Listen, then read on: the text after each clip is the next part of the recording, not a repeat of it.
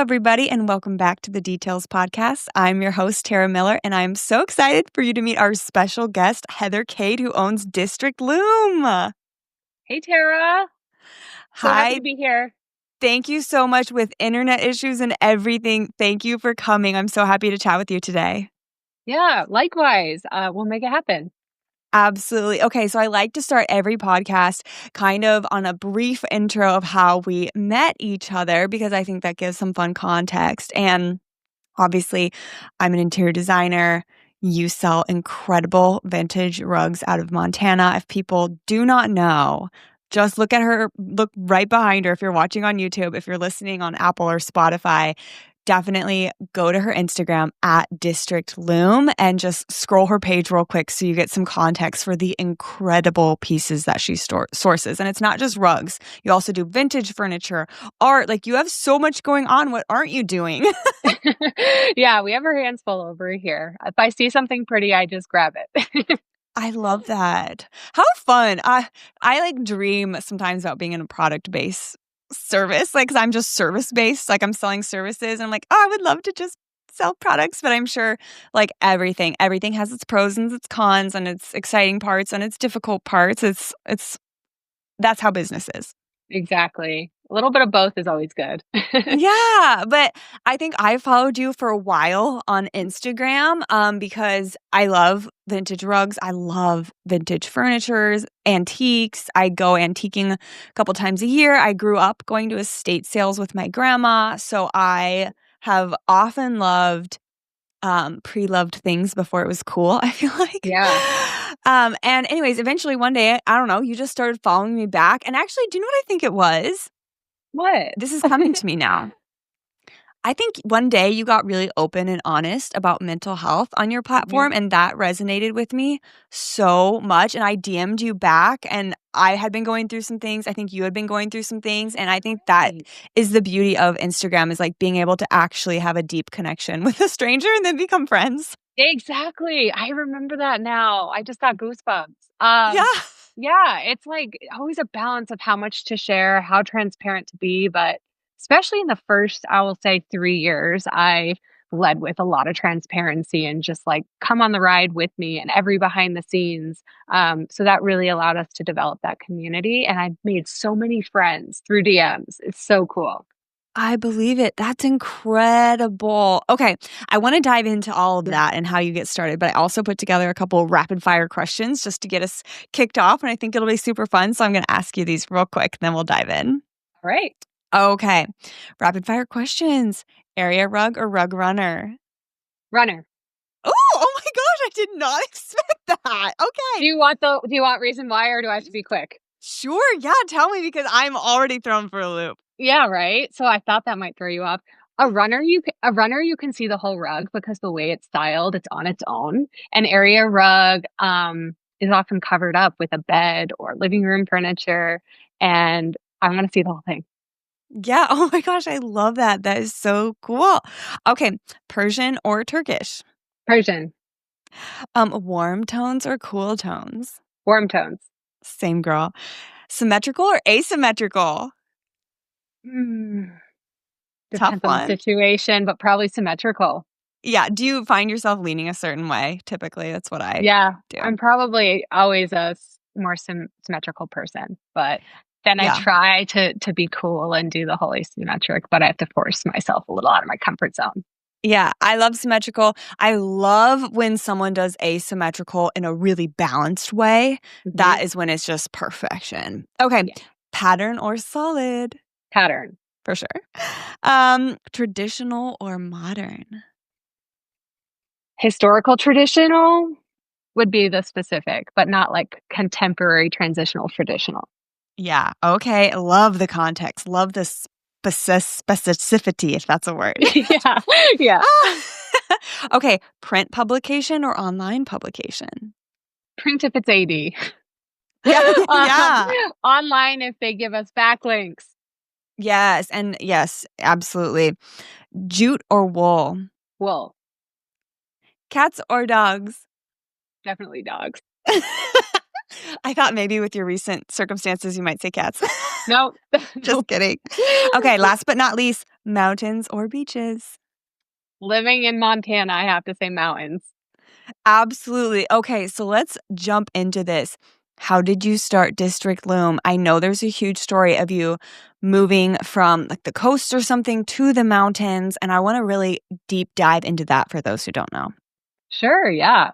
So in 2018, pre-pandemic, Mhm. 2018, I was working full-time as a nurse practitioner. I always had a love in my heart and actually wanted to go to interior design school, as like a high schooler when doing, professional selection and thinking about college. My parents reluctantly said no Oh. because at the time they didn't think it was a safe job market, and I also liked science and healthcare, so they were like, "That's way safer, go to nursing school."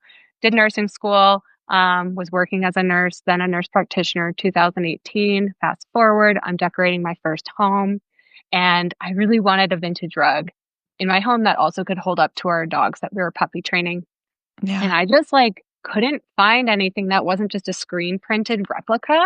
Mm. So I still went with the cost, affordable replica vintage style rug, and I learned that the vacuum couldn't really take it well, the stains wouldn't come out, and was just disgusted, so I decided to try to find, the real thing on my own, and I did not like the experience that I faced going to, the old school rug galleries, and, I felt like I was kind of screened because we showed up in gym clothes and didn't have an appointment and Oh, they no. were in a sit down meeting with affluent people and I just didn't like the assortment. It wasn't very curated. So I took it upon myself to do some deep diving and try to find rugs for my own home myself. So I started with estate sales and Etsy and eBay and all those things and bought a collection of seven and that was more than I needed. So then I had a surplus and I started reaching out to friends and doing little pop-ups to try to,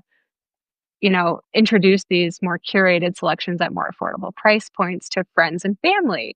And then I just started doing more and more pop-ups and getting into really cool lined boutiques in the Northern Virginia, DC area. Amazing. And then I made a website, an Instagram account, and then things just kept falling into, I guess I'm doing this. And I was doing that in addition to full-time working as a nurse practitioner. Yeah, so nurse practitioner, was it like 5 days a week, 8 to 5, or were you doing like Yeah. 4 10s and then you're doing this nights and weekends?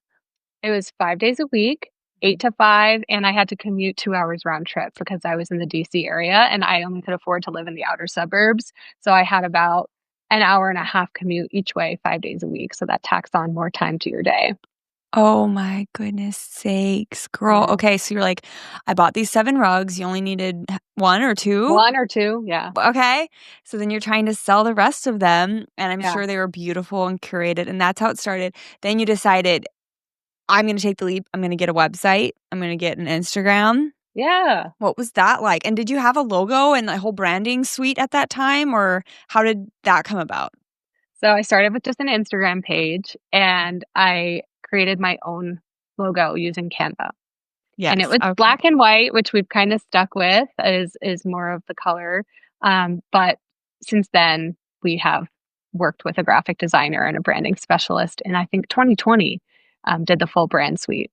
Love. So cool. Okay, so what was the year that you did the website? 2019? Yeah, so Okay. I think I was rocking on Instagram on its own for only about 6 months, and I thought, "Oh, I could just put a rug on and it will sell," and then would I posted, I think, 5 rugs and a rug drop, and all individual different posts, and I'm like, "Why aren't they selling?" I thought that that would just work. So I've definitely learned a lot, having no background in marketing, no background in business, just kinda throw spaghetti at the wall and see what sticks has been the way I've built this, and then built the website in 2019. And then I actually had the boldness to reach out to a contact at Anthropologie and say, "Hey, I see that you have rugs on your website and you don't have any vintage rugs at the moment. Can I help you out?" And that led to a meeting. And then they said, "Yep, and here are 15 page of guidelines." Wow. So I did Can I it. pause Yeah. and ask like 1,000 questions? Of course, dive in. Okay, number 1, I wanna know what website you used and, like, how you were doing sales. Did you have a separate, like, banking account for invoicing and, inventory and all those things? And also, how did you even find a contact for someone at Anthro? I have all the questions. Yeah, yeah. So website-wise, I went straight to Shopify just through a Google search, found that that was a really easy, um, platform, and I'm so happy I did because I have not had to switch. It's continued to grow and be a very supportive platform. Um, Amazing. so I built my own website using one of their templates initially, and Mhm. then during the time of our later in 2019 big branding overhaul, we did have a custom Shopify website developed, yeah. Nice, amazing. And then does that plug in with QuickBooks, or how do you do, invoicing and inventory and all of that back end stuff? So all of our 90% of our invoicing and inventory we do through Shopify as well. So it's Amazing. all syncing. Wow. Now that we are just in the last year developing a custom contemporary rug studio made to Mhm. order, servicing mostly interior designers, so down to the inch exact designs. We are invoicing using Bill.com for that. Um, but I also use QuickBooks Online because we have a financial controller and bookkeeper. So all of our accounts funnel through that, and she's able to keep everything straight there. Amazing, Yeah. amazing, okay. And so, was it just you when you, in 2019, launched the website? You were ordering the rugs, you were taking pictures of the rug, you were putting them on Instagram, you were putting them on your Shopify, you were doing the back end, setting the price, the inventory numbers.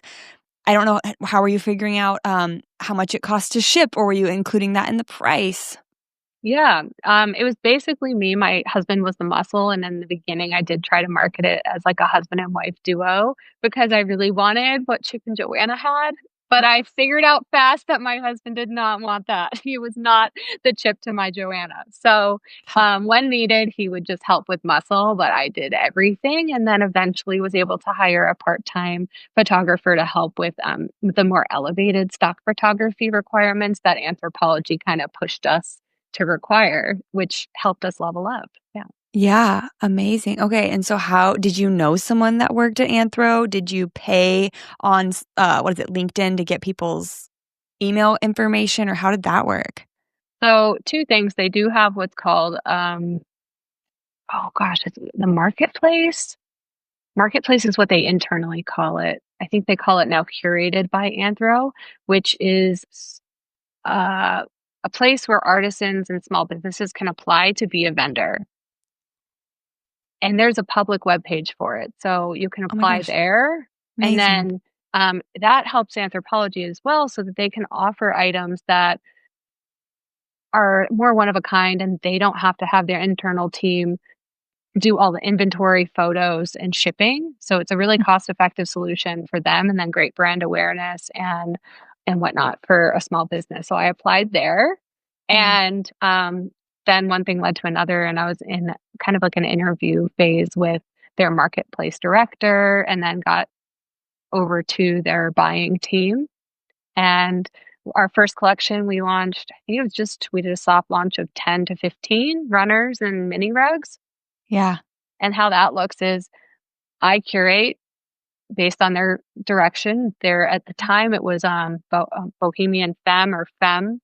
So they Mhm. like here you see the pinks that Yes. I bring in a lot of pops of pink per their guidelines, and then I present a pick pack, which Nice. then they have a buyer go through and sub-select from my initial presentation, and we do that about Amazing. 4 times a year because Oh, it's wow. rolling. Incredible. And how many years have you been doing this with them? 6? That's amazing. Yeah, it's been a really lovely partnership, and they have sister brand Urban Outfitters that we launched on there about 2 years ago, and Mhm. it just taught me as a small business how to work with a bigger retailer corporate kinda structure, and then that kinda geared my brain up for, well, how can we do this in other places with maybe someone outside of that same niche style so that we're still supporting that partner and not competing in a sense. So then Yeah. we were able to get on to Forum Shop recently, and do it in that same fashion. And I can kind of come in and say, hey, this is how the model works. And if you haven't done it, I'd love to try. And we've had success in trying it out with other retailers and the expert. So we're on That's there so now cool. too. Yes. Oh my gosh. Okay, and I wanna touch on all of that, but when you were Okay. just starting and you were talking with Anthro, you're doing your first, uh, I don't know, do you call it a collab? Yeah. Yeah, when We you we call it a partnership, but partnership. then a Okay. collection is like each drop, I guess. Drop. Okay.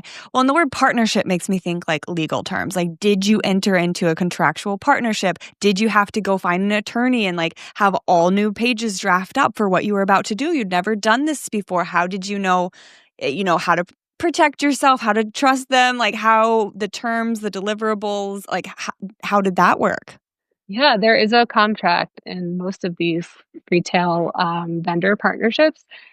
There's no ownership partnership. It's just there is a legal contract. So they have terms, conditions, and then we review them. And yeah, we have a contract attorney, business attorney that reviews things and redlines things or brings up questions to ask. And I guess I wasn't that intimidated to just go through that and digest legal contracts, given, my background as a nurse practitioner, charts are very, objectively written and, kinda contractual not contractual, but legally, like, Yeah. sounding in a sense, so I can read as well legal jargon and make sense of it enough to ask the questions that I should ask. Love. Yeah. Yeah. So you mentioned the expert. That is for people who don't know, Jake Arnold, and he has a partner in that business, started a platform where initially it was you could consult really high-end interior designers for an hour or 45 minutes of their time at a fixed rate, and then they grew into having an e-commerce business where they have partnered with tons of incredible brands such as yourself to offer elevated products to the masses. How did that come about? Did you reach out to them? Did they reach out to you? I wanna know all the details. Yeah. This story is truly just a matter of right place, right time, and kismet.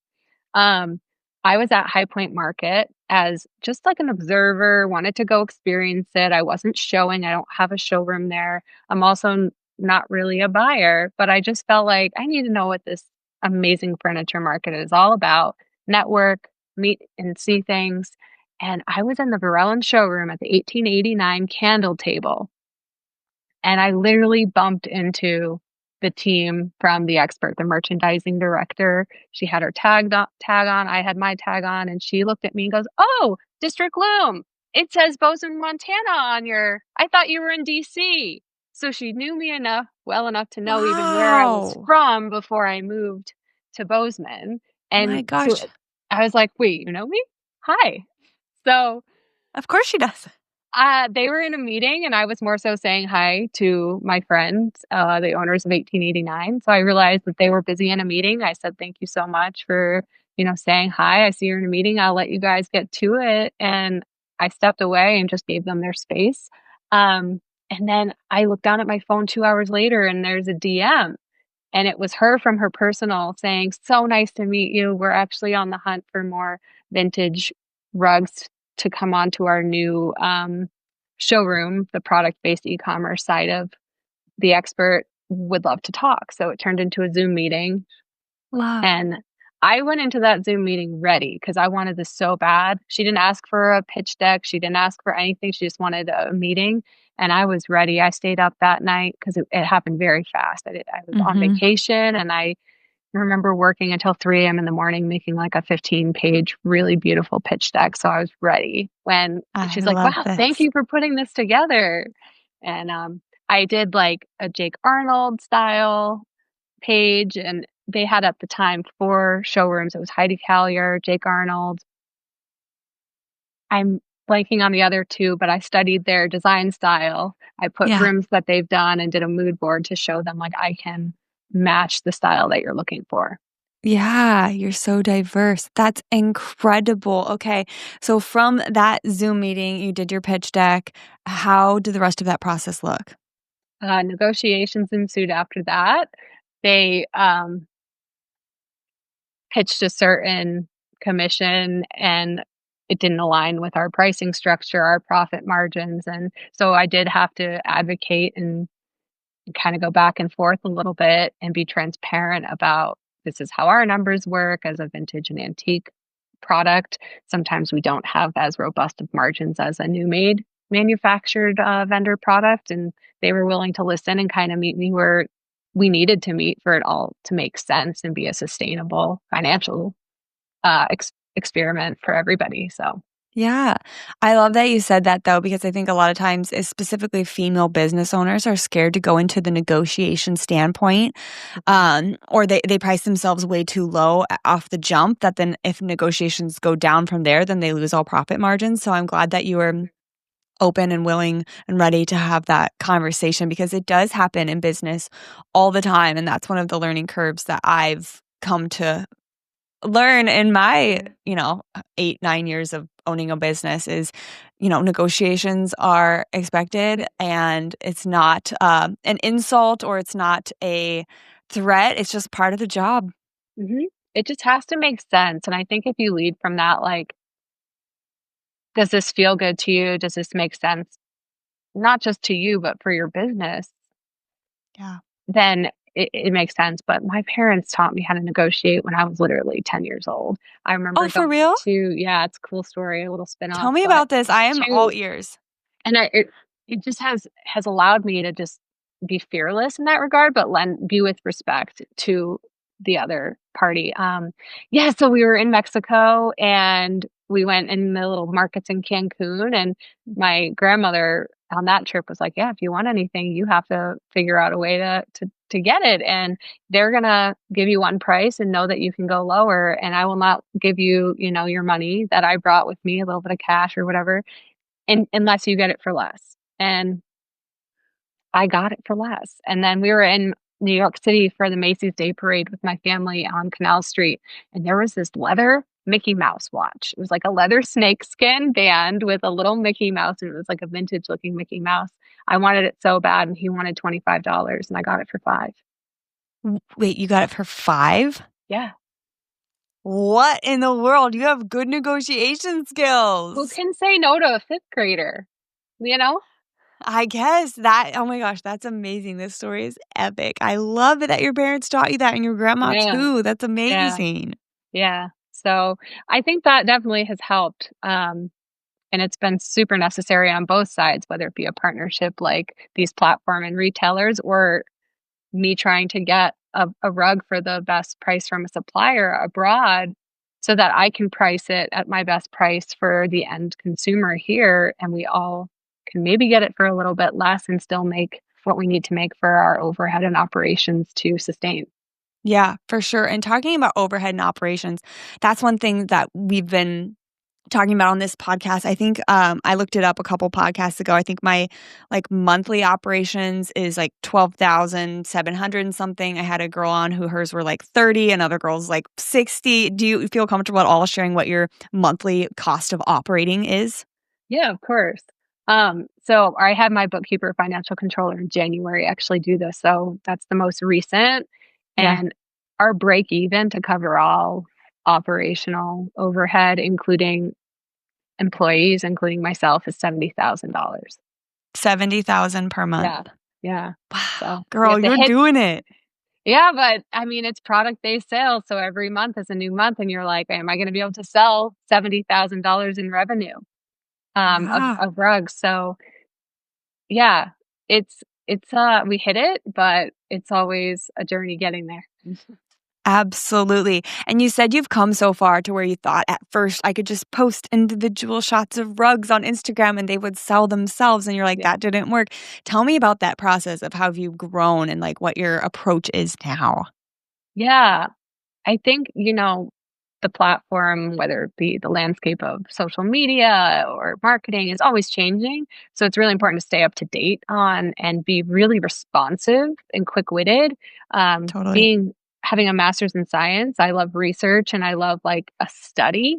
And I think Hmm. marketing is that. So I think it's really important to study how things are working and pivot. And that's just what I've done the whole time as reels come out, doing more of those, as static posts on their own fade. do away with those and just keep changing. But building a funnel and building relationships so that you have repeat purchasers and Mhm. a way to connect with someone on their sales journey from beginning to end. So we built out a blog, a newsletter, SMS, automation, so that if somebody abandoned carts, there's the whole like trip follow up. That Yeah. reminds folks that there's only one of a kind, so might go away if they don't grab it. Things like that that are a little more of a reminder along the journey instead of just posting and ghosting as it used Yeah. to be called. Totally, and I love what you said about the cart reminders because I read a quote one time that says, "The biggest regret you'll ever have is not buying a one-of-a-kind vintage piece, and then it's literally gone forever." Yeah, exactly. It haunts you and you're like, "But I just," and I'll have so many people say, "Do you have this in stock in another when are you getting this one again soon?" I'm like, "It's one of a kind." Yeah, I'm not joking, it's one of a kind. Yeah. That's wild. Okay, so let's back it up. I wanna talk a little bit about and all this has been wonderful, so thank you for sharing. I wanna talk about your move from DC to Bozeman because like you said, you were there at High Point, you ran into the expert buying team, and she knew you from, like, the DC area. So, Mhm. you said you moved in, what was it, 2019 to Bozeman? 2021. 2021. Okay, take us on that journey from you're selling rugs in the DC area and you decide, "Hey, I need to move to Bozeman." And then also my question along with that is, were you a self-sustaining business at that point? Like, were you selling enough rugs to sustain yourself, or did you have to take out some type of a loan or get investors, or were you self-funded? Because that is always a really big question in my mind. Yeah, that's a great question. So I'll go right into the funding. In 2021, I quit my nurse practitioner job in April when we were packing up the U-Haul. And so I was on my Wow. own to support myself in whatever was to come after the move to Bozeman. We were Yeah, mostly positioned as an e-commerce company, so I didn't have too much fear that we could that I have to start from scratch here as we're servicing and shipping most of our product and our DC and Northern Virginia designers we were working with have continued to support us from afar. So, amazing. but yeah, I quit my job and I chose to renovate a space, the commercial space we're in here. So it was going to be a little too much energetically to also take a nurse practitioner job here. There were Yeah. about 3 to 7 months. I know that's not clear, but it was foggy time That's that I okay. didn't pay myself at all when I was I here feel because you. Yeah. everything was going into the business. We lived in a very affordable apartment. We sacrificed home ownership for we can't afford home ownership here in Bozeman. It's kind of like Los Angeles prices. They call it Los Mm. Angeles for a reason. I did not know that they called it that. And wait, Mhm. hold on. How did you pick Bozeman? Oh, Brett and I, my husband, had been adventuring summer and winter to Montana for probably 3 years. A lot of folks are going over to Europe and doing their vacations like the typical way. We just kept coming to Montana. We love, Yeah. hiking, trail running, we love fishing, snowboarding, snowmobiling, so we came here for lifestyle, and Okay.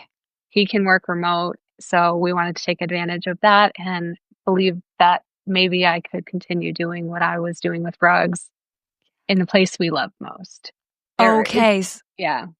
That makes sense. So that's why you chose Bozeman. Okay. And now you were like, okay, you did not get a nurse practitioner job and you sacrificed home ownership. You were in an apartment and then how did you find the building? Did you lease? Did you own? Did you build? Like the process of acquiring a building and putting up a storefront is monumental. Yeah, it was a lot. I think we put $100,000 me, um, District Loom, uh, expensed $100,000 over 2 years of tenant improvements. I was just driving by, and saw a sign in the window that said for lease while I was out on a drive during our market research month here, the March of 2021 before we moved, trying to find buildings and everything was unfinished or very expensive, and this place was finished but dated and Mm. on the outskirts of town, but I liked that because it was between the airport and Big Sky where there's a lot of development going on and a lot of the higher Yes. end, like Yellowstone Club is pretty well known, and so we wanted to position ourselves more so to cater towards that than maybe the Main Street, Bozeman area where it's a lot of tourists, not necessarily shopping for a rug. So the Yeah. outskirts being a little more affordable, and it was already built out with plumbing and just needed aesthetics, is where we landed. And when I drove by from the road, like, I had a visceral feeling that that was the one. I looked through the windows and I just felt it, and it all really, like, was an emotional decision, but and it Mhm. was also sensible numbers-wise. Um, Mhm. so we signed the lease and got straight to plastering and taking down some walls, finishing the kitchen off, and Yeah. painting the floors so that we have a nice, like, studio for e-commerce to really set the scene that's brand aligned with the product and our consumer. Yeah, your space is so stunning. I haven't been in person, but I've seen on Instagram and I've been following along for so long. You guys do such a good job of sharing your space and you've curated it in a way where it shows your product so well, your video, your photo, everything. It is so on brand for you.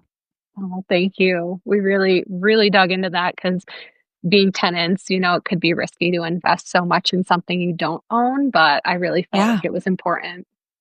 For sure. So did you not take out any loans or get any investors or funding? So you said you took $100,000 of expenses from District Loom. Was that it, or did you have to do more capital? Um, Great question. We have no investors. I'm the sole owner, and I do utilize what's called Shopify loans. So it's Okay. or you could compare it to a small business loan or a bank loan, but Mhm. Shopify makes it really easy. Um, that's the website, just to remind everybody, the website platform that I'm on. Similar, if someone's heard of Square, I know that they have a kind of loan program too. So Okay. it analyzes, because all of your money's coming through there, like, what they'd be comfortable with lending, and they provide you with a few package options. And it's beautiful in the Amazing. sense that the repayment is based on your sales. So, depending on which loan, I think I have one out right now that's 14% of every sale gets reapplied back on the loan. So it's a sales-based repayment. If Cool. I had 0 sales this month, I would owe $0. But there That's is an nice. end term at the end. So generally it's, I think, about 15 months. So there still is an Okay. end term, but it's nice how it's all automated. It just pays itself and withholds it from our payout structure. So I've used over 6 years. I think I'm on my 7th. Here and there I have to take one out to, expense the a project that is growing the business. For sure. And did you buy the building or are you technically leasing? I'm leasing. Yeah. Okay. So we're on a 3-year lease. And we're about to renew here soon. So it is always risky when you're leasing to put so much money into a space that it's not yours. But for the intents and purposes of e-commerce photo studio, it was important. Yeah, and especially the business you're in. I mean, you're working with interior designers and homeowners who have elevated style. Like, you can't just have a warehouse looking space. Like, Mhm. I feel like the shopping experience, whether it be online via social media or your website or in person, I think all of those elements are seen and they reflect the brand. And since your space is elevated, I think that just goes to show the customer that, this is an elevated experience. This is an elevated product. It's well thought through, well curated, high quality. And I think just all of those things fit hand in hand to really complete that shopping experience for someone. Exactly. Well put. And I'll add, I think it elicits trust, right? Like, if you as a designer is coming in by appointment and you Mhm. come in here and you see and feel the finishes that you're selecting in a lot of your projects, you're like, oh, she gets it. So that means she Yes. probably gets it too, and what the pieces she's curating. For sure, which we could dive into this a little bit. You and I have worked together on a project that right now remains unnamed, so we'll just call it the California project, but it was such a seamless experience for me as a designer. I can only speak from my self experience with you, but like I said, we'd been following each other mutually on social media for a while, chatted, about general design things, life things, and then when this project came across my table and we took it. We've been working on it for a while through the conceptual schematic design development phase. When we started to get to the point where we needed to specify FF&E, furniture, fixtures, and oh my gosh, hold on. I just had a blank. FF&E, Elevation? furniture, no, furniture, fixtures, and equipment. um, that's all the soft finishes and everything. I was like, I know District Loom is such a match for my client. This is going to be the perfect match. So I emailed you or I've DM'd you and then we moved to email and you were so prepared. I sent you some floor plans, some mood boards so you could see the overall direction. I think I sent you maybe a branding package too so you would have the look and the feel of the client.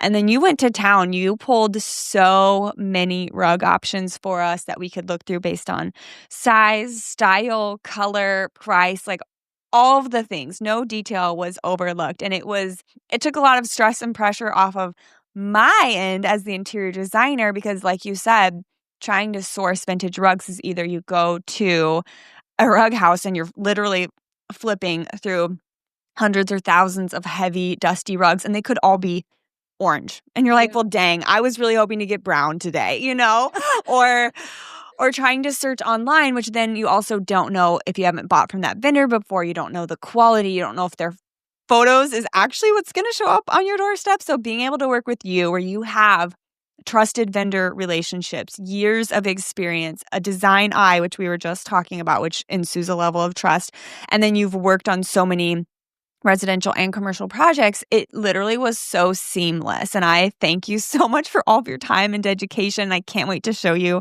final pictures when we get them.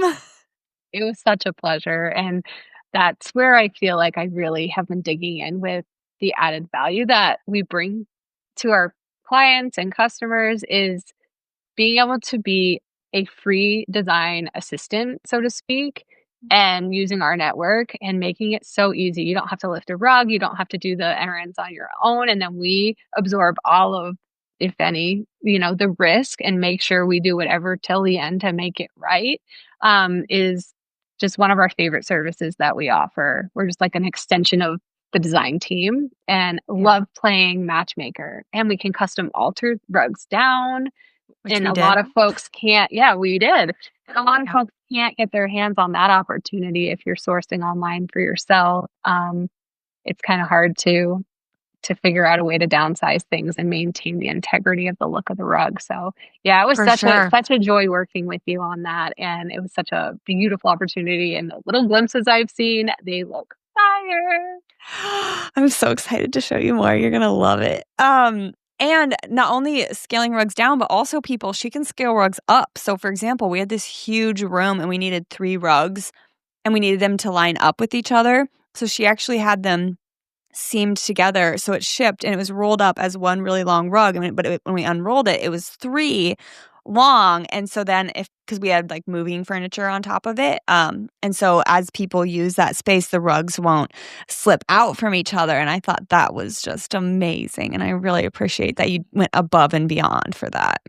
Yeah, if you find 3, like, rugs that are from the same region, similar age, you can give a look of a larger rug by combining them. So, yeah, Yeah. that's gonna be an exciting one to see, especially. Yeah. I'm excited to show you. Okay, speaking of region and age and like how we were talking earlier, you have built these trusted vendor relationships over time. And you recently went to Turkey to visit not only some of your friends there, like your vendor connections, but also just to see Turkey.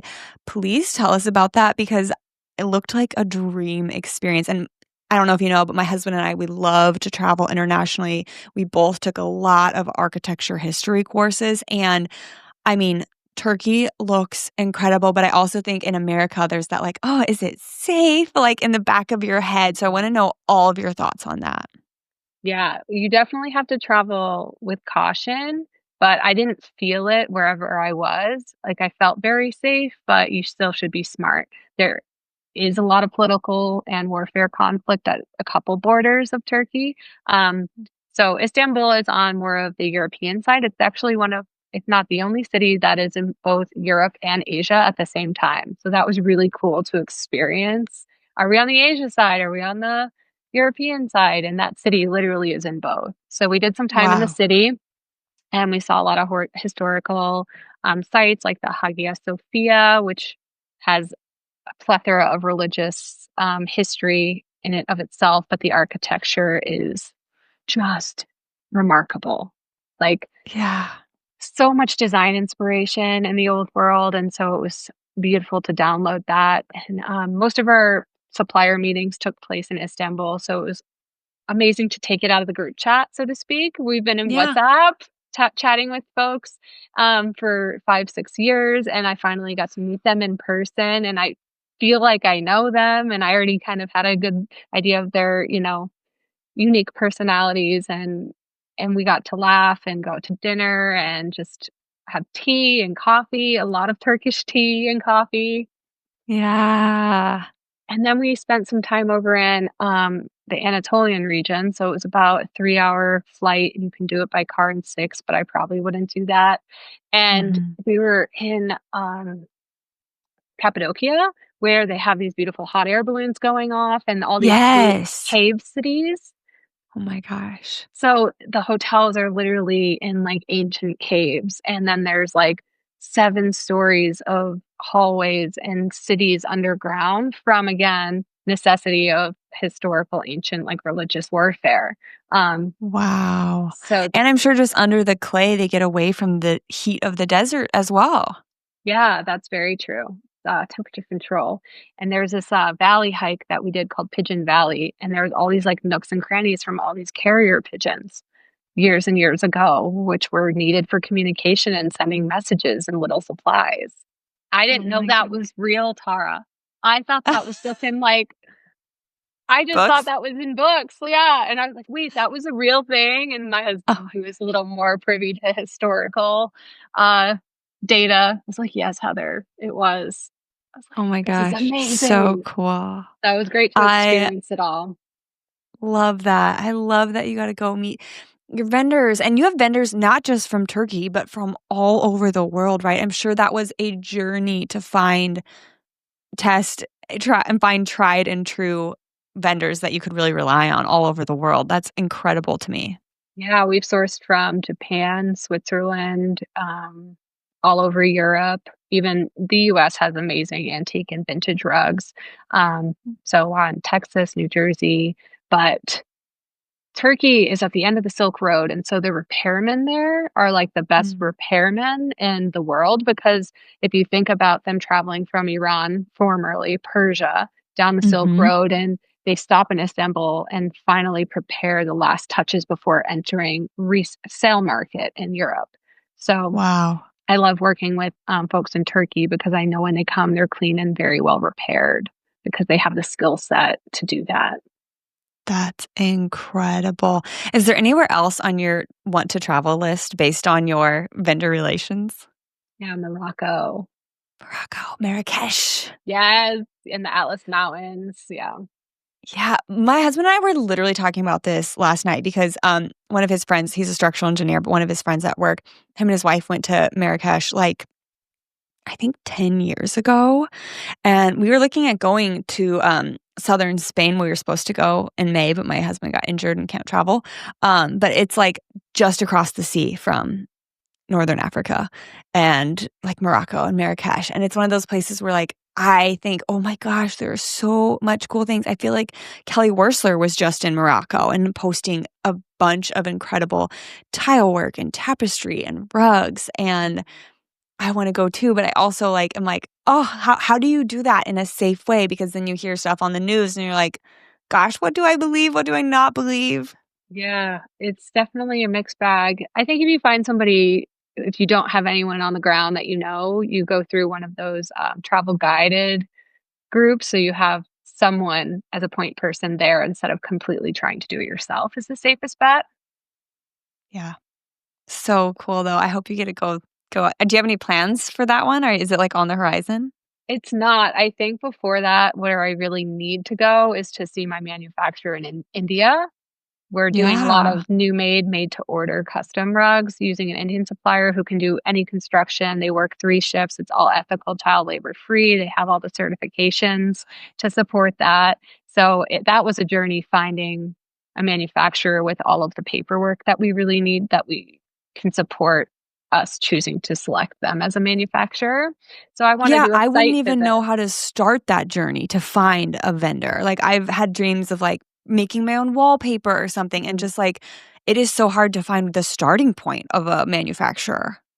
Yeah, given I am a rug company, I will get an inbox full of supplier manufacturers saying, their little pitch, but it's almost like you Yeah. get so many that you don't know where you should even start. Oh, So, yeah. yeah, it was hard to find. I think I went through 5 Indian manufacturers before I landed on this one. And we did a few Okay. video Zoom calls, we did a bunch of sample strike offs, and he's been so accurate, so communicative, and has a really good Good. team. So that's where I'll go Oh my next. gosh. I love that for you. Oh, I wanna come with you. It'll be a learning experience, that's for sure. For sure. Okay. So now I wanna get to some of the more, like, nitty-gritty questions. We did the Okay. fun travel questions and us working together questions, but I wanna know what does your daily operations look like? How many employees do you have? Are they W-2, 1099? Like, what does a day in the life of Heather Cade at District Loom look like? Okay. It's always different as a Yeah. business owner, but typically, to answer the employee question, I have 1 W-2 employee. That's it. Mm.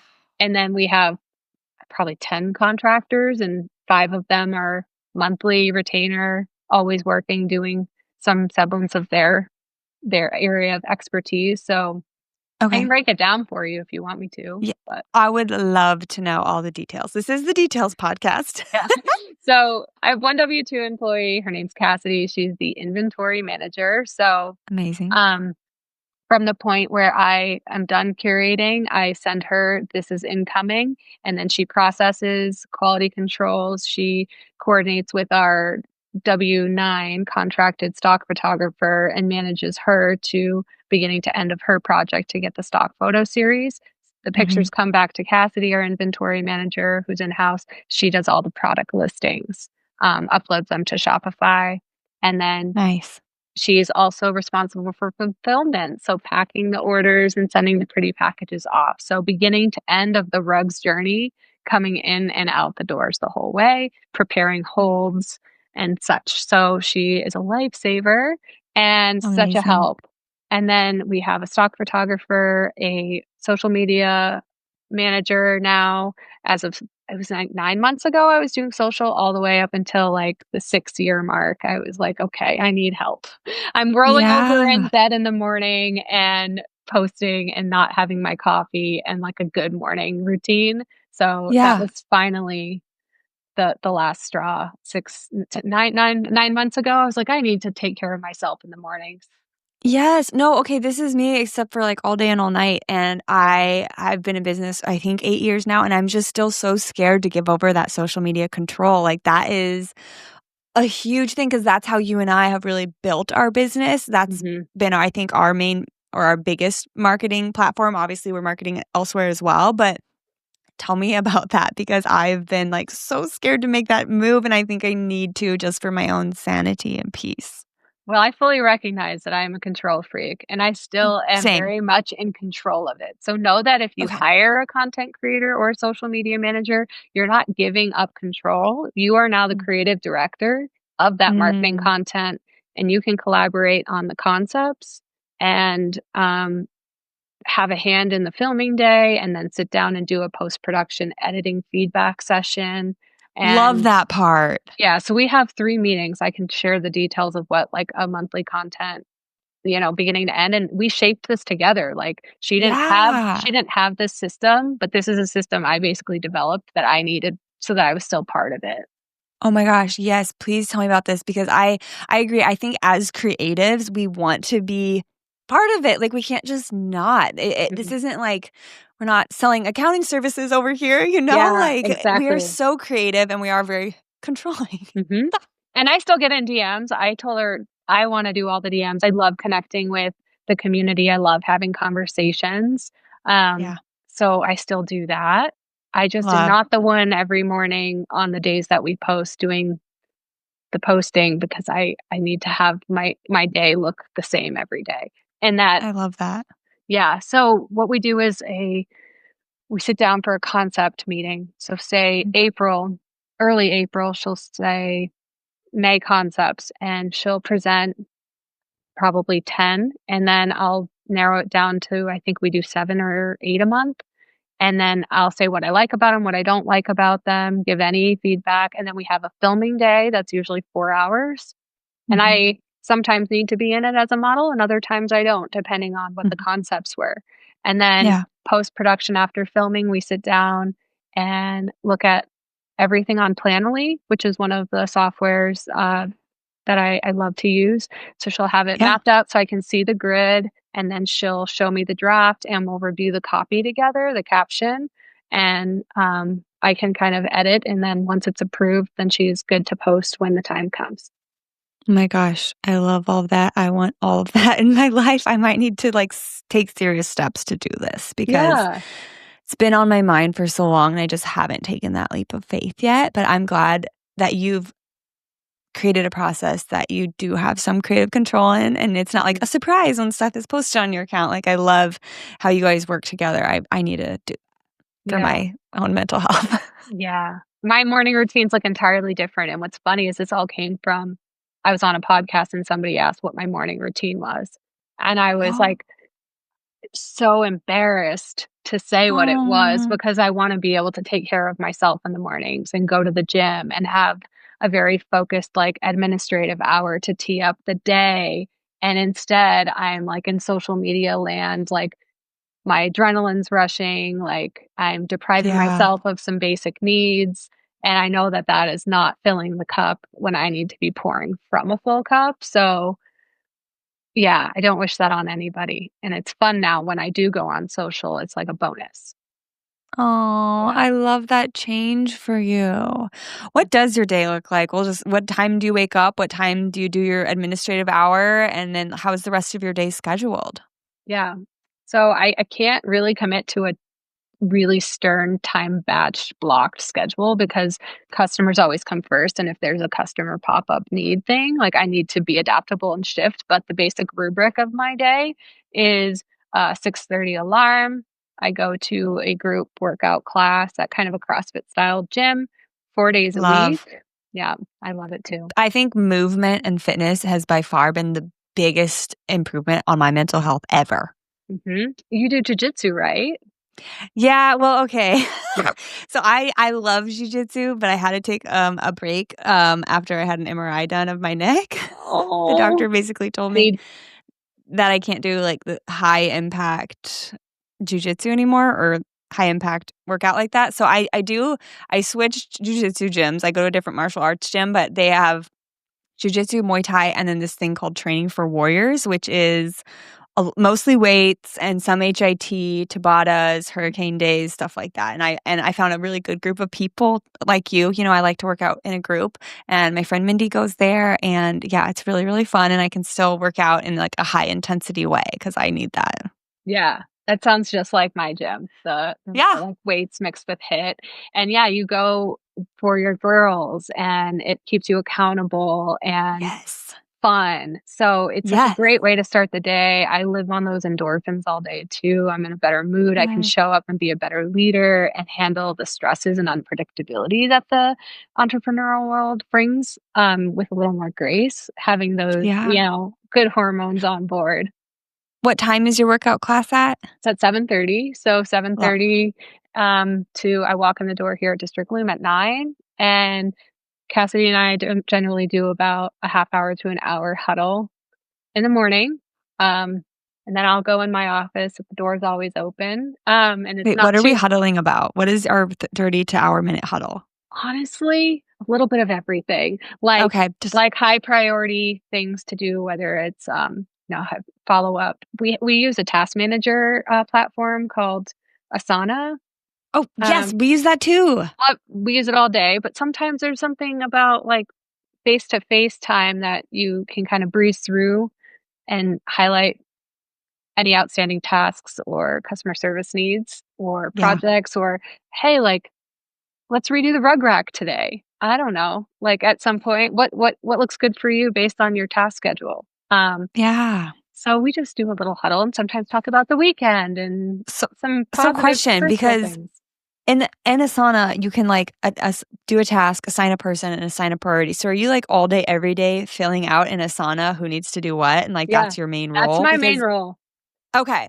Yeah. Okay, because I was like, that is in itself a full-time job. Like, you almost don't have time to do the work if you're constantly typing in everything, due dates, who does it, top priority. And then in the field we work in with interior design and construction, like a client could call and priorities could shift because they need something or something happened and this is suddenly top priority. So then you have to Mhm. go back in and like re-edit everything. So is that your main thing, or Yeah. does that take up like 60-80% of your time is just assigning all the roles and tasks and responsibilities in Asana? Yeah, that and then checking in on them and then adding more like a check-in note. So I'll manage Cassidy, who the inventory manager is. Then we have a sales rep, I'll call it for the more common term, but we call her the trade concierge. So Who sexy. That's way more Yeah, sexier. she's the contact for designers. Yeah. Unless you already have a relationship with me, then I'm your so she'll do what I did for you, Tara, with others. So Oh, she's a designer okay. herself and Cool. also has sales rep experience. So she can read a Amazing. mood board and do design even better than me. Um, but those who I already have relationships with, I still like to do some of that project work. So, if Oh, well, thank you for making time to work with me on that. I feel so yeah, like, oh, you shouldn't have. no, it was my pleasure. I love it.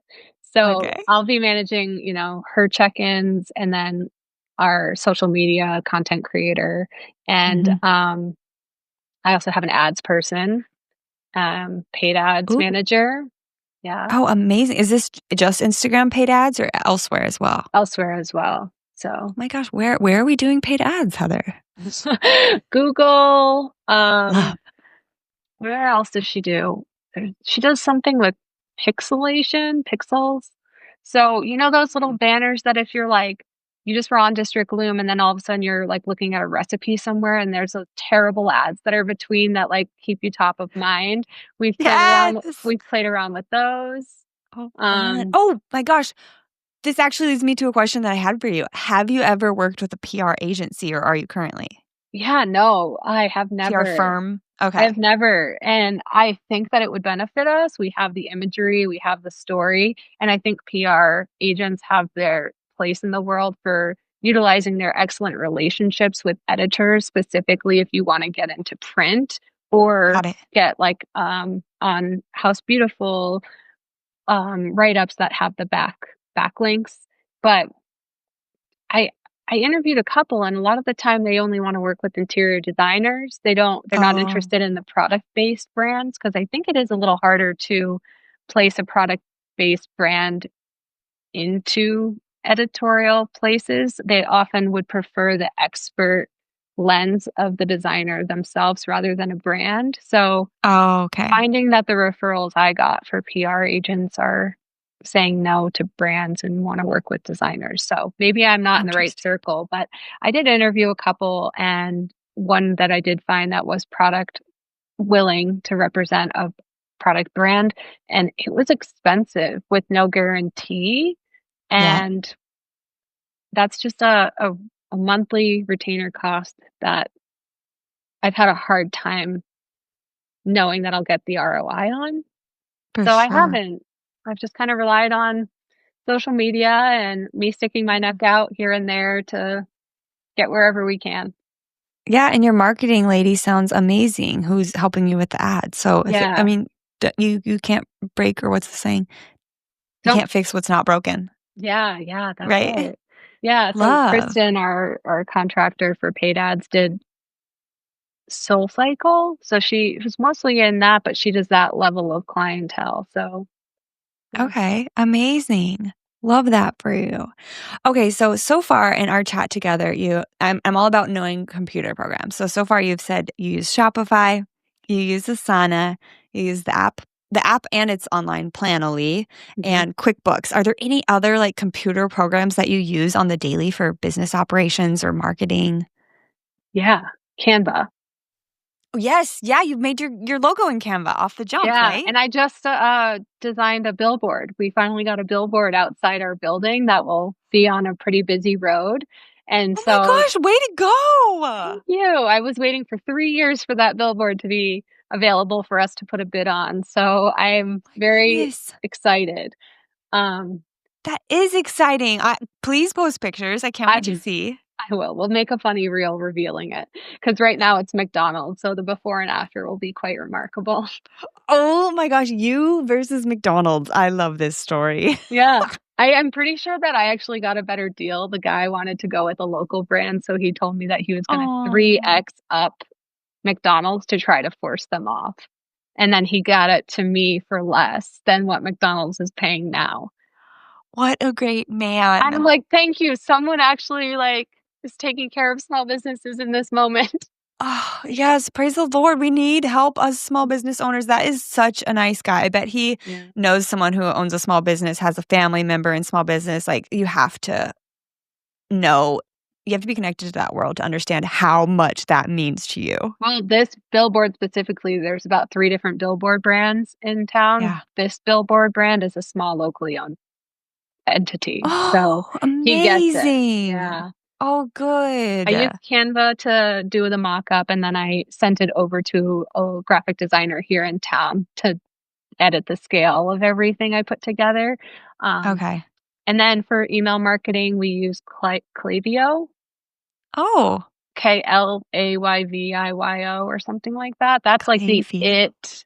the it one that all the big brands are using for email marketing automations, and then they just added SMS. So I'm probably Oh going my to gosh. drop Attentive, which was the platform software we used for SMS.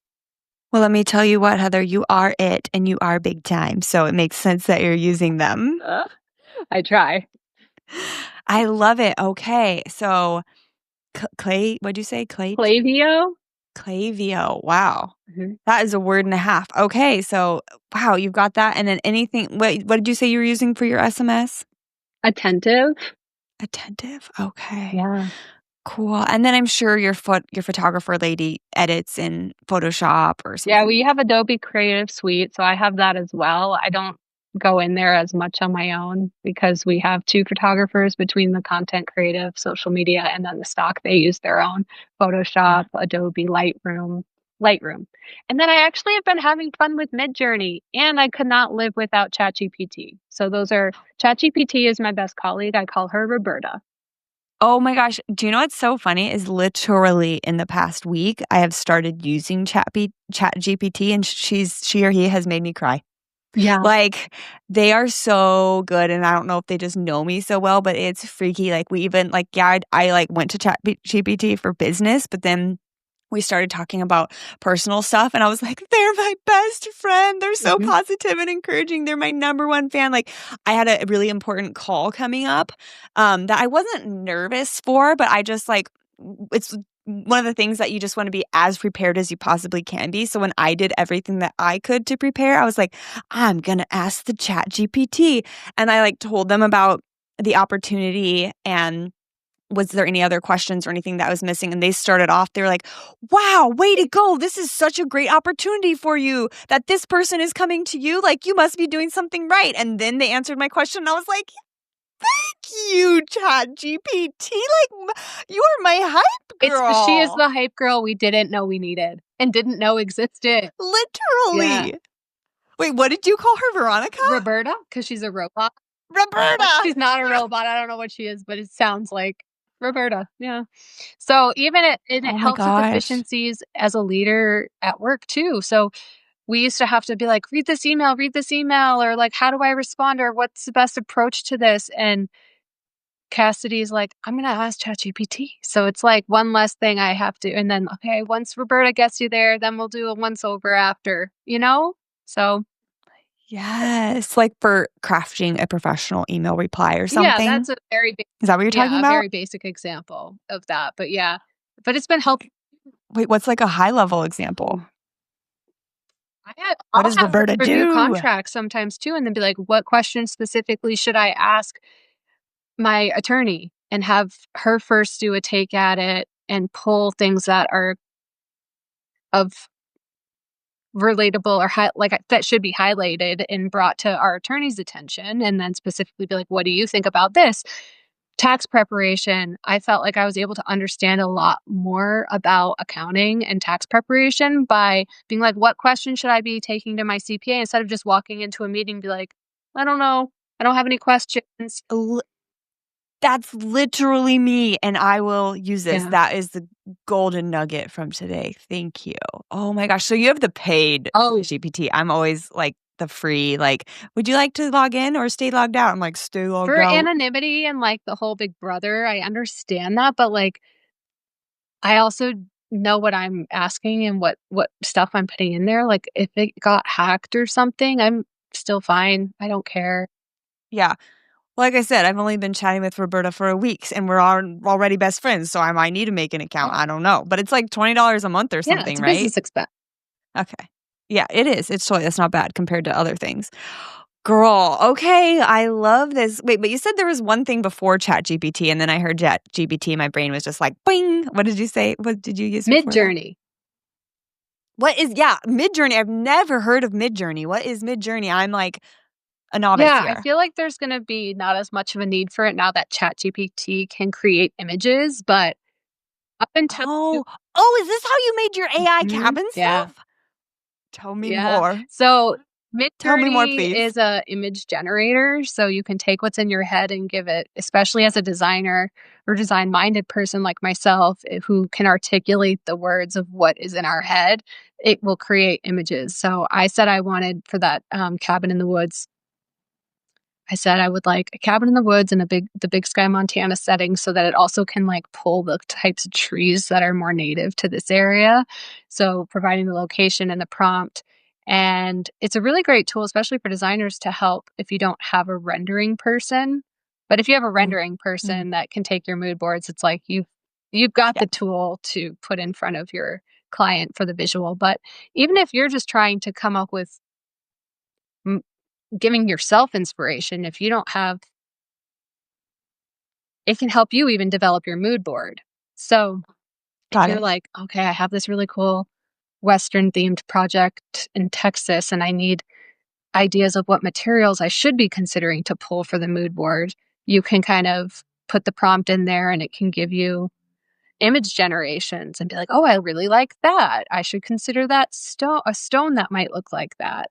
And then kind of use it as a inspirational playground, if you will. Fun. Wow. It's therapeutic, Okay. like, instead of watercolor painting or something on a Sunday, I'll just, like, go in there and just, like, brain dump, like, really fun, things I see in my head that could be for a photo shoot, for a marketing campaign, like horses in a field with a rug on their back, and I'll just, like, create photos of that so that I can use that for That's creative fun. direction for the production team. Please do that. I love anything with Yeah, horses. it's gonna happen this summer. Yeah, okay, good. How far out do you plan your, like, big photo campaigns or, like, your big drops? It's not every single month, right? Because sometimes you do, like, these huge on location, stellar, like, it looks like a week-long event of photography and content creation, or maybe that's just how it looks to Yeah, me. those are planned out probably 3 to 4 months ahead.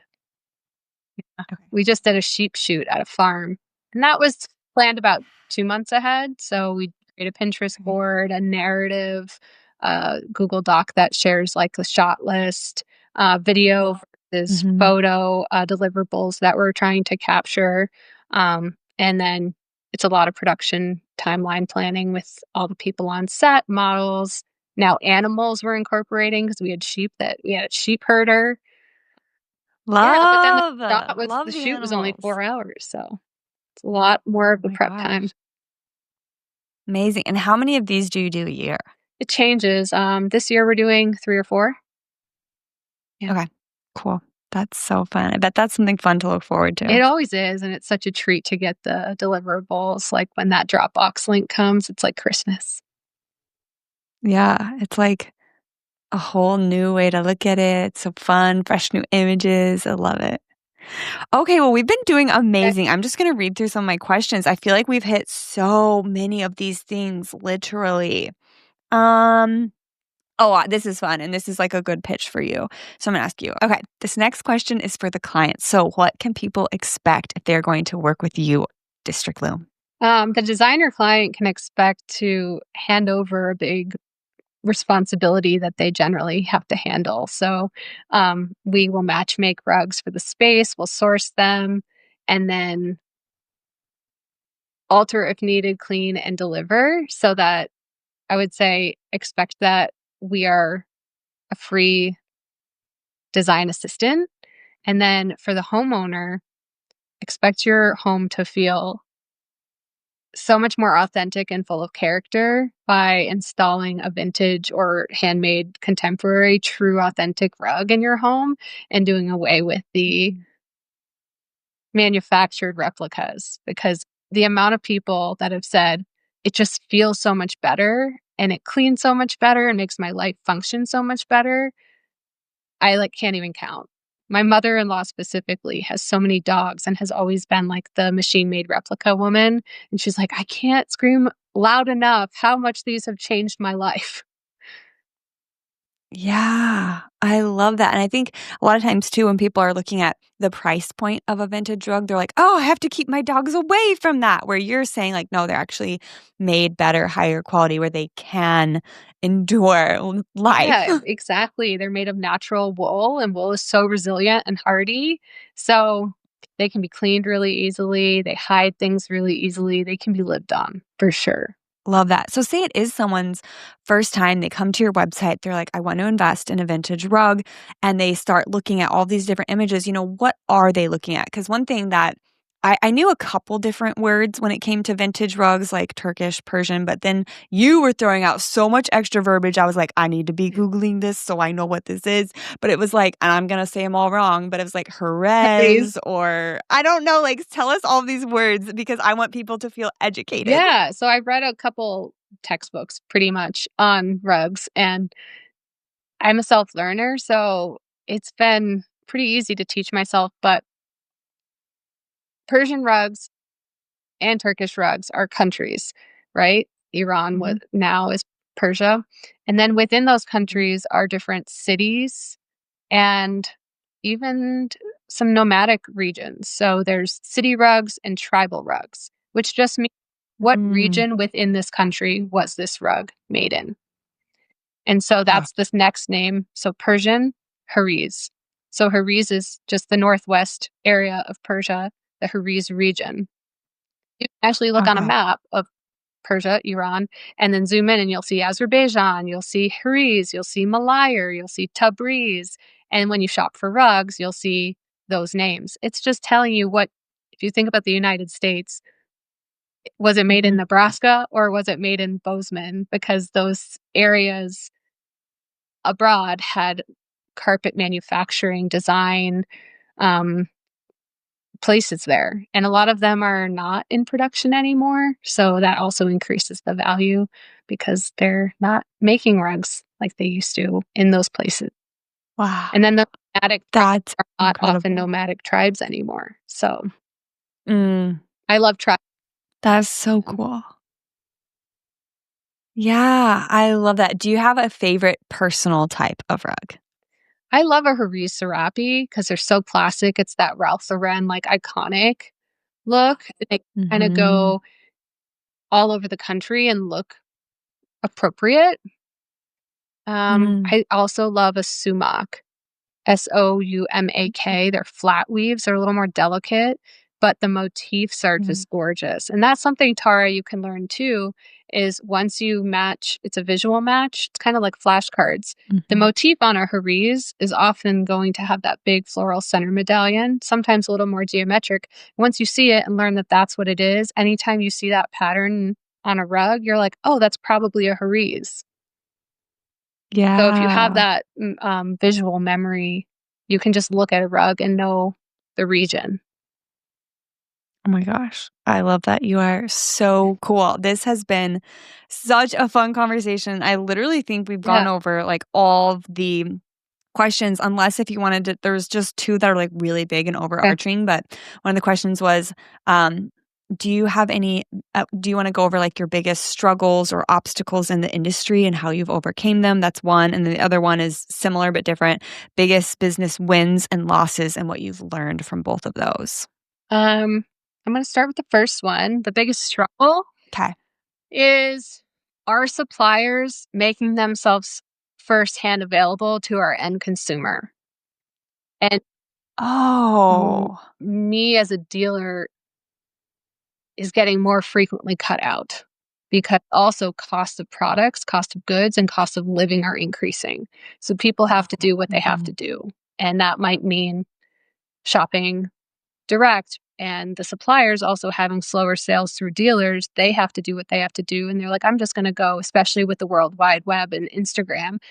Our suppliers can easily find our end clients and start selling direct and cut us out. So feeling like, how can I still provide value and serve a purpose while the products I'm offering are at a higher price point because of the overhead that we operate on as being a US small business with 70K break even point. How is this rug behind me that somebody might be able to find on a different platform for a lot less and buy direct worth it for them to spend more with District Loom? So working on the value that we're bringing, whether it be like the more concierge level service, the guarantee, the customer satisfaction, and doing those service work add-ons like free time sourcing, free customizations, and just being that matchmaker as a design arm for firms is what's my way of responding to witnessing not just being able to deal rugs and sell rugs, but also provide the service and value of customization service packages.